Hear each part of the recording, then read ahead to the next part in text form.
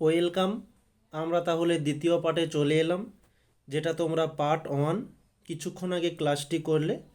তো আমরা এখনই পার্ট 1-এ যেখানে শেষ করেছিলাম তারপর থেকেই কোশ্চেনটি শুরু করতে যাচ্ছি। তো এটি 8-এর দাগে কি বলছে একটু দেখে নেব। আমরা পার্ট 1-এ মোটামুটি 7 পর্যন্ত কমপ্লিট করেছি, 8 থেকে আমরা কন্টিনিউ করছি। আচ্ছা, এখানে 8-এ বলেছে তরঙ্গের গতিবেগ, তরঙ্গ দৈর্ঘ্য ও কম্পাঙ্কের মধ্যে সম্পর্ক স্থাপন করো।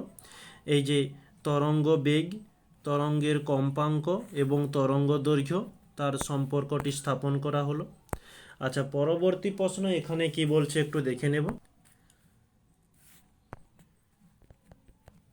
স্বামীজি শব্দটির প্রতিধ্বনি শুনতে হলে শব্দের উৎস থেকে প্রতিফলকের ন্যূনতম দূরত্ব কত রাখতে হবে? তো এই যে স্বামীজি, এই শব্দটি হয়ে থাকে ত্রিমাত্রিক শব্দ। ওকে,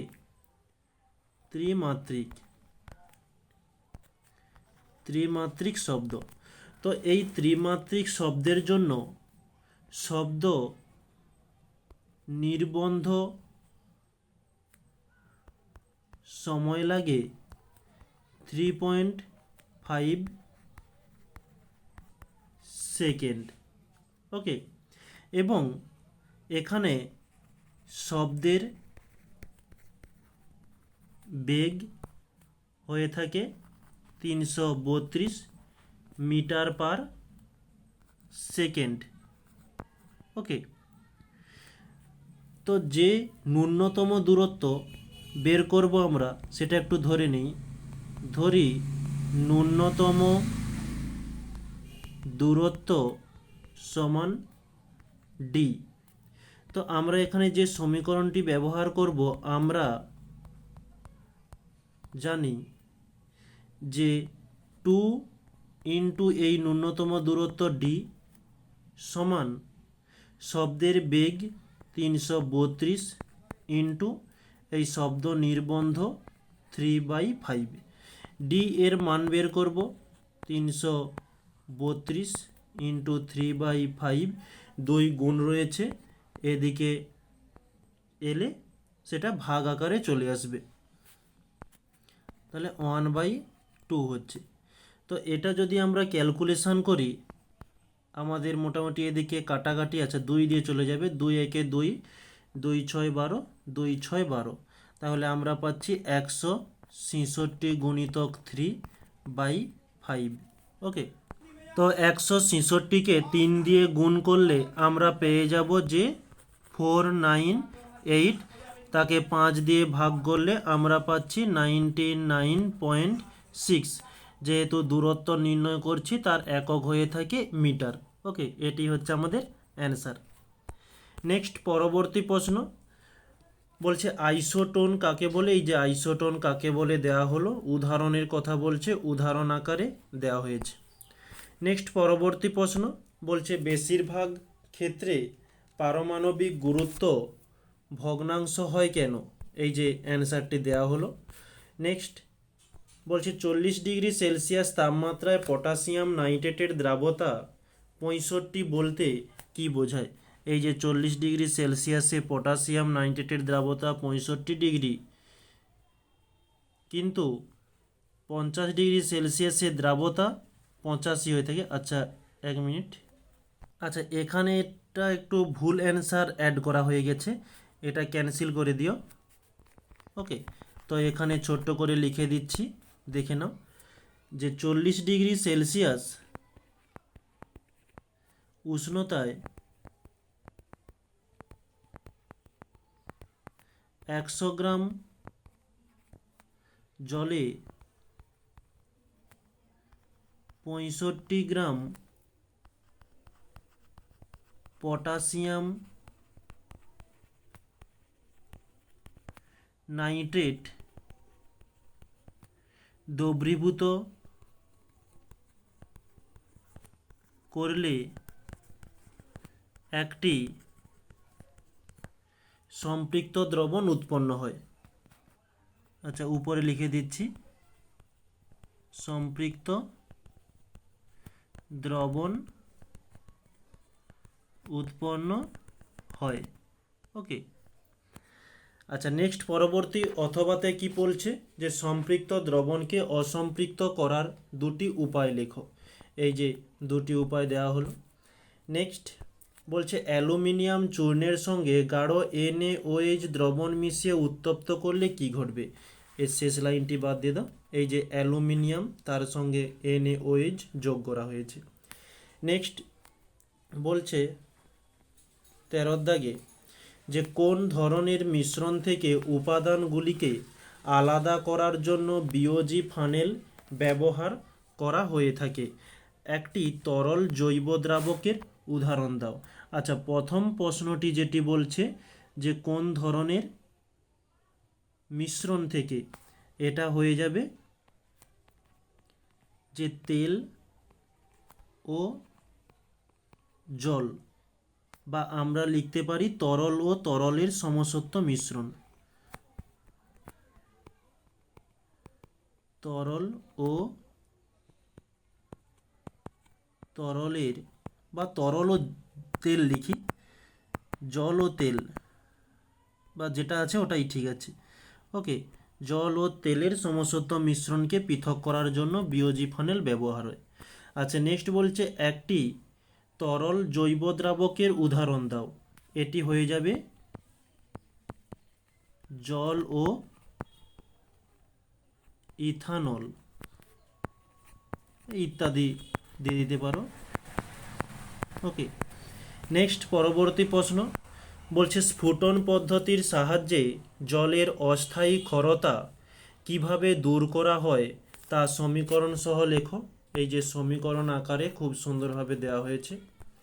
নেক্সট পাতির জলে কয়েক ফোঁটা লঘু H2SO4 যোগ করলে সেই জল মৃদু জল না জলের মতো মৃদু জল না ক্ষর জলের মতো আচরণ করবে। উত্তরের সপক্ষে যুক্তি দাও।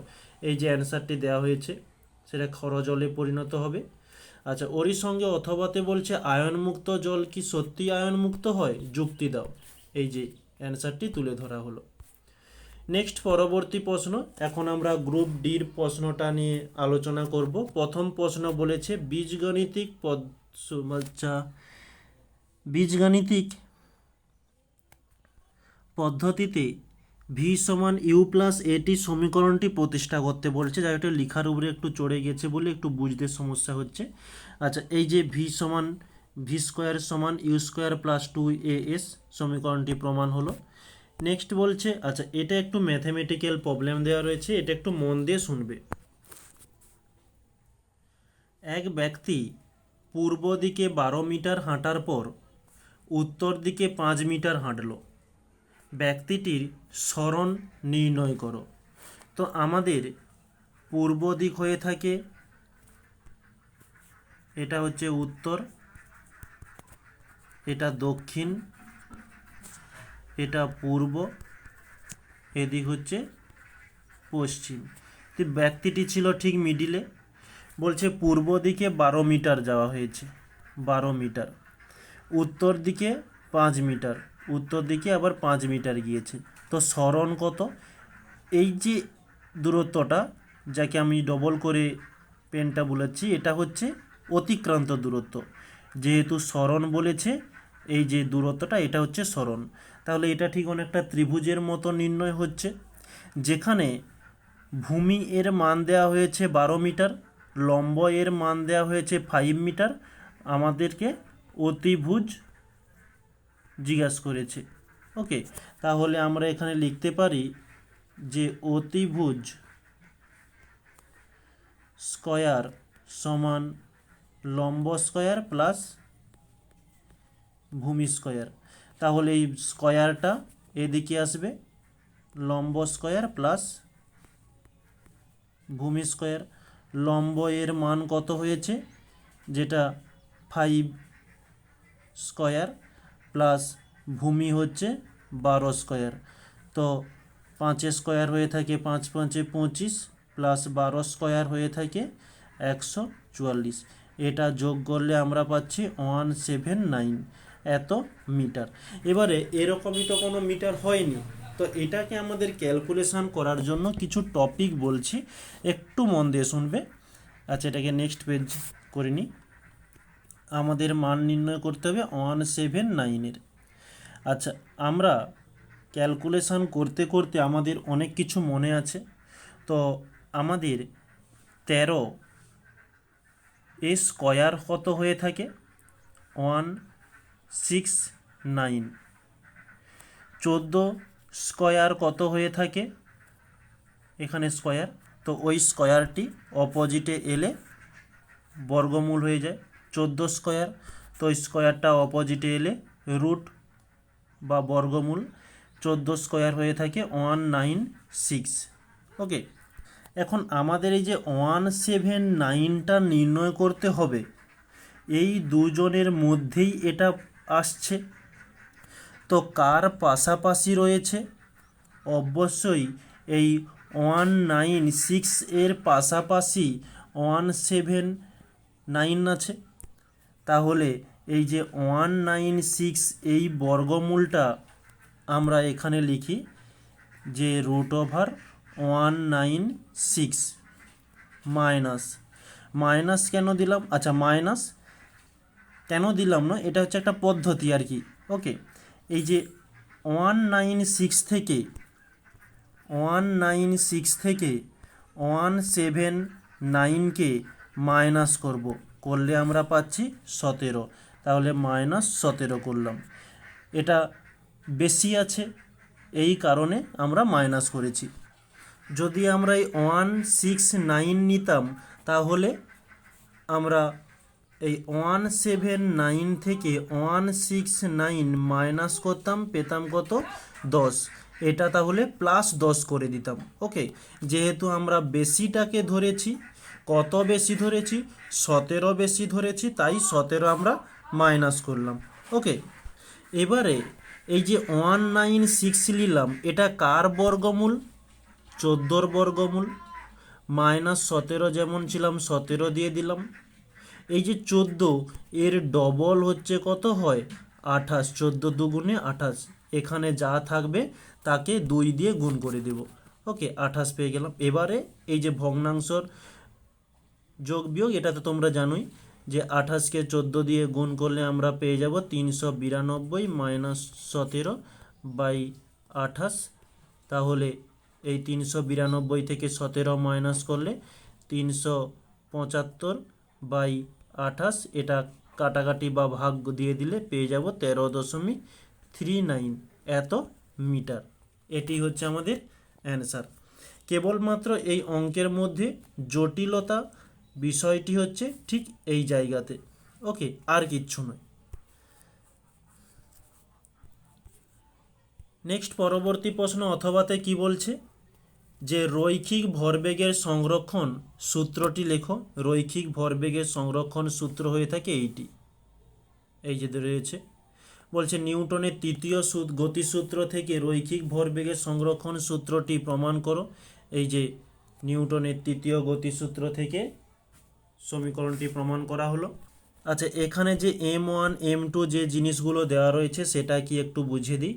দুটো বস্তু, একটা হচ্ছে m1 আর একটা হচ্ছে m2, এটা যাওয়ার পরে একে অপরকে সংঘর্ষ করে, একটা হচ্ছে m1 আর একটা হচ্ছে m2। ঠিক আরও কিছুটা ওই ধাক্কা লাগার পরের মুহূর্তে দুটো বস্তু আবারও আলাদা হয়ে যায়, একটা হচ্ছে m1 আর একটা m2। ওকে, নেক্সট পরবর্তী প্রশ্ন যে আপেক্ষিক গুরুত্ব কাকে বলে? আপেক্ষিক গুরুত্ব কাকে বলে অ্যান্সারটি দেওয়া হলো। নেক্সট পরবর্তী প্রশ্ন, ওরই সঙ্গে একটি ম্যাথ রয়েছে, দেখে নিই। রূপোর আপেক্ষিক ঘনত্ব 10.8 যদি জলের ঘনত্ব 1.0 ইন্টু 10⁻³ kg/m³ হয়, তাহলে রূপোর SI এর মানটি কত? তো এটি আমরা দেখে নেব। ঘনত্ব তো দেওয়াই রয়েছে 10.8, এটা আলাদা করে লিখে নিতে পারো, তো না হলে কোনো সমস্যা নেই। যেটা আমরা নির্ণয় করব যে SI পদ্ধতিতে পদার্থের ঘনত্ব সমান হয়ে থাকে যে আপেক্ষিক ঘনত্ব ইন্টু জলের ঘনত্ব। আপেক্ষিক ঘনত্ব কত? 10.8, জলের ঘনত্ব 1.0 দিতে পারো, না হলে 1.0 মানেই তো 1 ইন্টু 10⁻³ এদিকের পয়েন্ট উঠে গেলে নিচে একটা 10 আসবে, আমরা কাটাকাটি করছি না। ওকে, তো 108 ইন্টু এই 10⁻³ মানে যে একের পিঠে 3টি শূন্য, তো নিচে একটা শূন্য রয়েছে, নিচের একটা শূন্য উপর একটা শূন্য কেটে গেল, তাহলে কত থাকছে? একের পিঠে 2টি শূন্য, তাহলে আমরা এখানে লিখে নেব 10⁻²। ওকে, আচ্ছা এটা তাহলে একটু কেটে দিই। তাহলে কিভাবে 10⁻² করলে বুঝতে পারলে? আচ্ছা, এটা আমরা এভাবেও রাখতে পারি, না হলে 10⁻² মানে তো 100, তাহলে 108 তার পিঠে 2টো শূন্য এত কেজি পার মিটার কিউব দিয়ে দিতে পারি, বা আমরা একে 10⁻, বা 1.08 ইন্টু 10⁻⁴ করতে পারি, এত কেজি পার মিটার কিউব। কেন 4 করলাম? এই যে দেখতে পাচ্ছ, আমরা 1-এর পরেই দশমিকটা দিয়েছি, দশমিকটা যদি এখানে দিতাম, দশমিকের পরে কটা সংখ্যা রয়েছে? 1 2 3 4, 4টে সংখ্যা রয়েছে, তাই 10-এর পিঠে 4 দিয়ে দিলাম। ওকে, আমরা এভাবেও করতে পারি। এটি হচ্ছে আমাদের অ্যান্সার। নেক্সট পরবর্তী প্রশ্ন কি বলছে? তাপ ও কার্য এর তুল্যতা সম্পর্কিত জুলের সূত্রটি লেখো। এই যে জুলের সূত্রটি দেওয়া হলো। নেক্সট, আচ্ছা এখানে একটি ম্যাথমেটিক্যাল প্রবলেম দেওয়া রয়েছে, এটা একটু আমরা দেখে নেব। 42 কেজি ভরের একটি বস্তুকে 10 মিটার উপর থেকে ফেলা হলো। বস্তুটি মাটি স্পর্শ করলে কি পরিমাণ তাপ উৎপন্ন হবে? আমাদের ভর দেওয়া রয়েছে m সমান 42 কেজি, 10 মিটার উপর থেকে ফেলা হলো, মানে বলতে পারি h সমান 10 মিটার।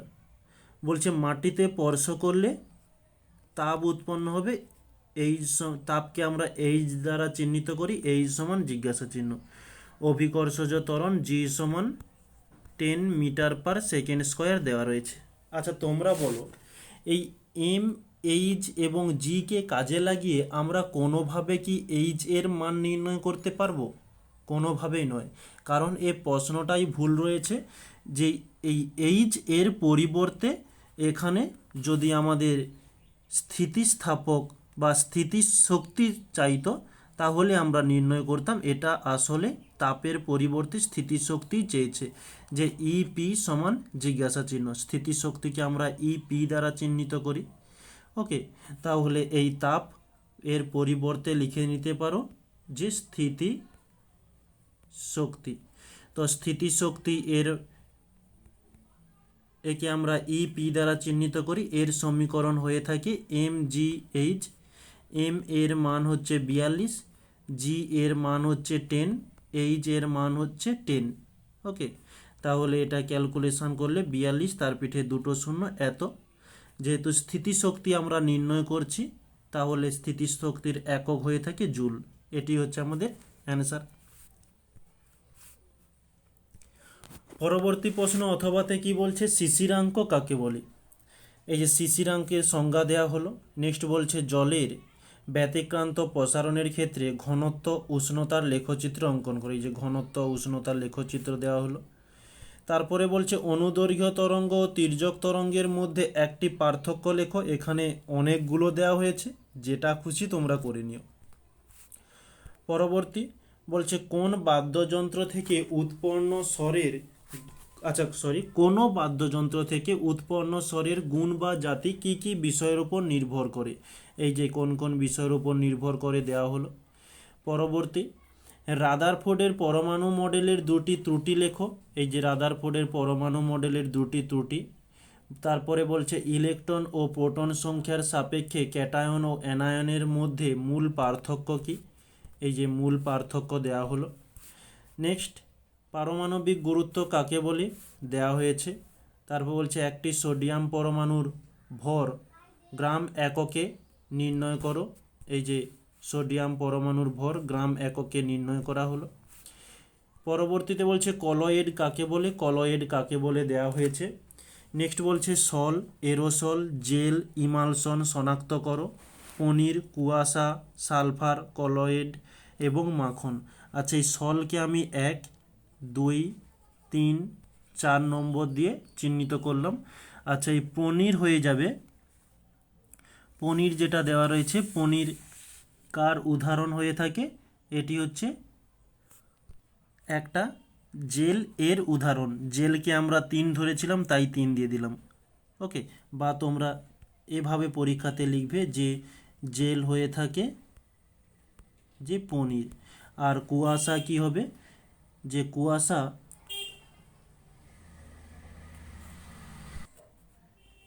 এরোসল যেটা আছে এটা হয়ে যাবে যে কুয়াশা। নেক্সট, সালফার কলয়েড যেটা দেওয়া রয়েছে সেটা হচ্ছে যে সল,